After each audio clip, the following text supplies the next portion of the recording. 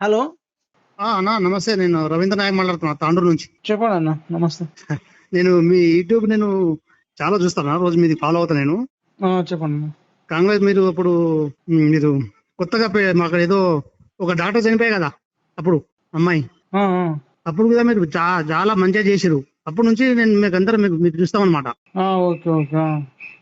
సరే కానీ ఇప్పుడు మనది మీరు ఇంతకుముందు మన బీఆర్ఎస్ పార్టీకి మీరు అగనిస్ట్ గా అప్పుడు మీరు చాలా చేసి కదా అన్న. అవునన్న. అవును, మన బీఆర్ఎస్ పార్టీ ఉన్నప్పుడు చేసినాం. మరి ఇప్పుడు కూడా చేయండి. ఇప్పుడు అధికారం ఏది ఉంటే ఆ పార్టీ గురించి మనము వ్యతిరేకంగా మాట్లాడాలి కదా. వ్యతిరేకంగా మాట్లాడన్నా. ఇప్పుడు ఏదైతే ఇప్పుడు మనకు అధికారంలో పార్టీ ఉంటే ఆ పార్టీకి మనం దాన్ని మనం విమర్శించాలి కదా. అవును, తప్పు చేసిన వాళ్ళు ఎవరినైనా విమర్శిస్తారు, అధికారం కావచ్చు, ప్రతిపక్షం కావచ్చు, ఏదైతే ఉంది. మరి మీరు మళ్ళా కేసీఆర్ నే విమర్శిస్తారు కదా ఇప్పుడు కూడా. ఇప్పుడైతే ఎట్లా? ఇప్పుడు కేసీఆర్ అధికారం పోయింది, మనకు ఆయన ఏదో చేసిండు. అధికారం పోయినోడు మరి ఏం చేస్తుండన్నా, అక్కడ జవాన్లు చచ్చిపోతే కనీసం ఒక 10 నిమిషాలు మాట్లాడా? మరి అనవసరంగా ఇప్పుడు 300-400 కోట్లు పెట్టాడా? ఎక్కడో అక్కడ నిన్న ఒక ఎద్దు చచ్చిపోయింది. అన్నా ఇగో మీకు మాట చెప్పనా, మీ యూట్యూబ్ చాలా ఫేమస్ అవుతుంది. మీరు ఫ్యూచర్ లో కూడా ఒక మంచి పెద్ద లీడర్ కూడా అవుతారు మీరు. మన దేశం మన తెలంగాణ రాష్ట్రం తరపున, మన సౌత్ ఇండియా తరపున కాదు, మన తెలంగాణ నుంచి కాదు, మన సౌత్ ఇండియా నుంచే.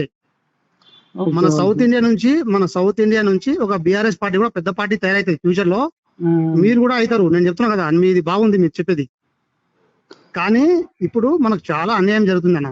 అవునన్నా, ఎందుకంటే నేను చెప్పింది అక్కనండి. కానీ ఇప్పుడు అప్పటింత ఇప్పుడు ఎందుకు చేయట్లేదు ప్రభుత్వాల మీద అంటే, అప్పుడు కేసీఆర్ మీద కొట్లాడమని పబ్లిక్ నుంచి మనకు గూగుల్ పే, ఫోన్ పే చేసేదన్నా. వాళ్ళు ఇచ్చిన డబ్బులతోనే మనం తిరిగేది రాష్ట్రం అంతా.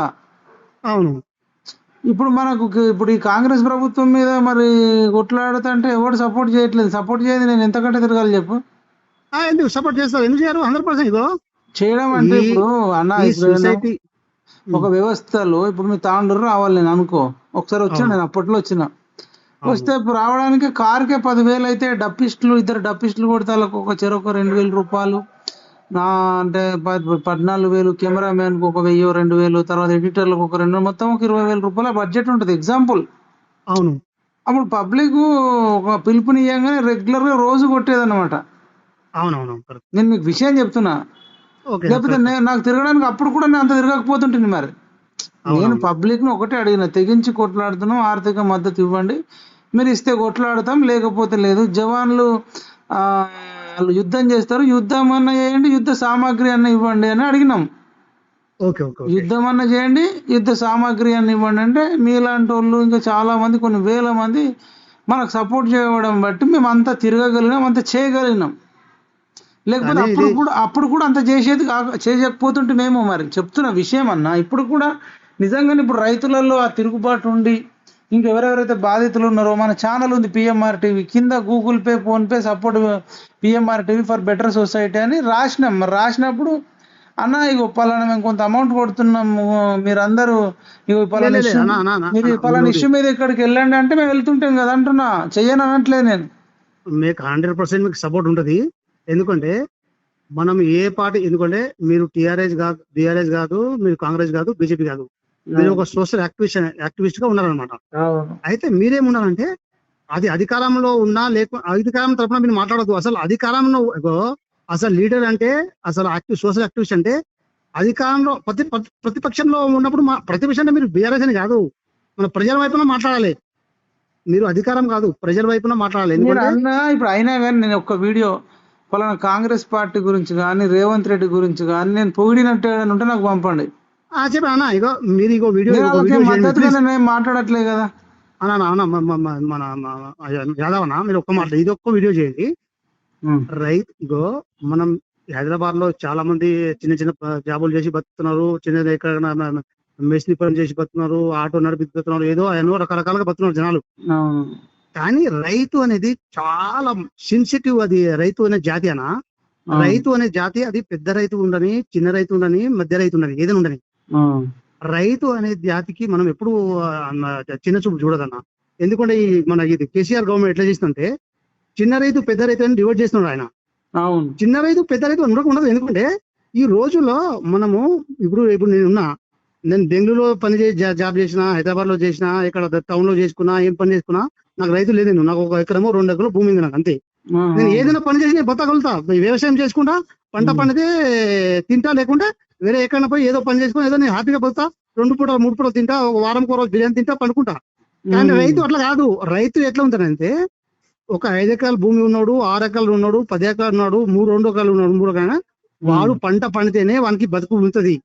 లేకుంటే వాడు సర్వనాశం అవుతాడు, వాడి జీవితం. వాడు ఇంకోటి, వాడు రైతు ఈ రోజుల్లో కూలి చేసేటోడు అయినా సరే కానీ వాడి పిల్లల్ని ఏమో ఇంగ్లీష్ మీడియం చదివిస్తున్నాడు.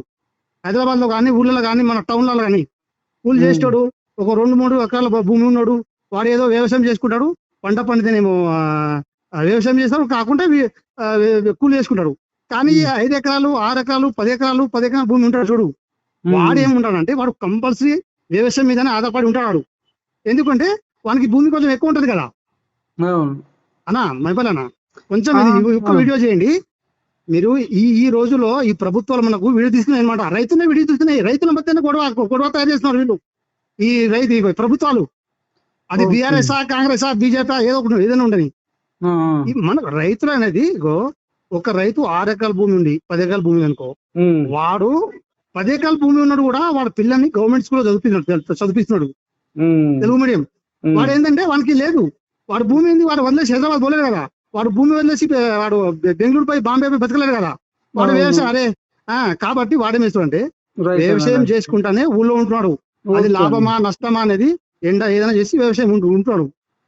మళ్ళీ వాడు వాడి పిల్లలేమో గవర్నమెంట్ స్కూల్ చదివిస్తున్నాడు, లేకుంటే హాస్టల్లో ఇస్తున్నాడు. ఈ కూలీ చేసేవాళ్ళు ఏం చేస్తారు?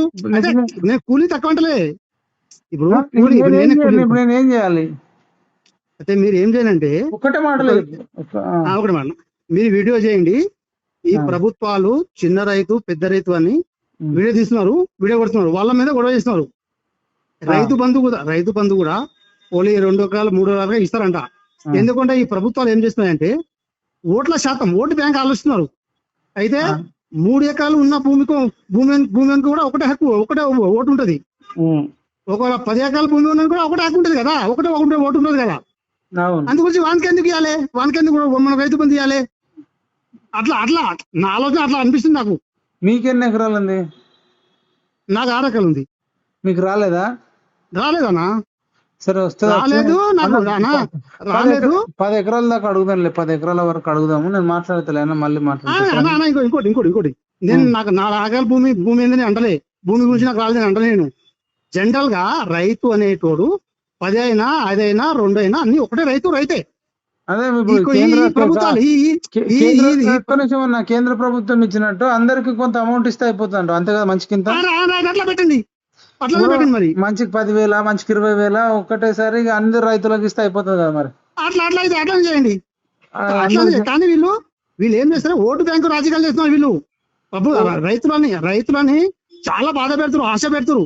ఈ రేవంత్ రెడ్డి మరీ ఘోరం చేస్తాడు. ఈ రేవంత్ రెడ్డి ఓకే అన్న, ఓకే. ఇప్పుడు బయటకు వెళ్ళి వచ్చిన మళ్ళీ మాట్లాడతా. ఓకే, థ్యాంక్ యూ అన్న. రైట్.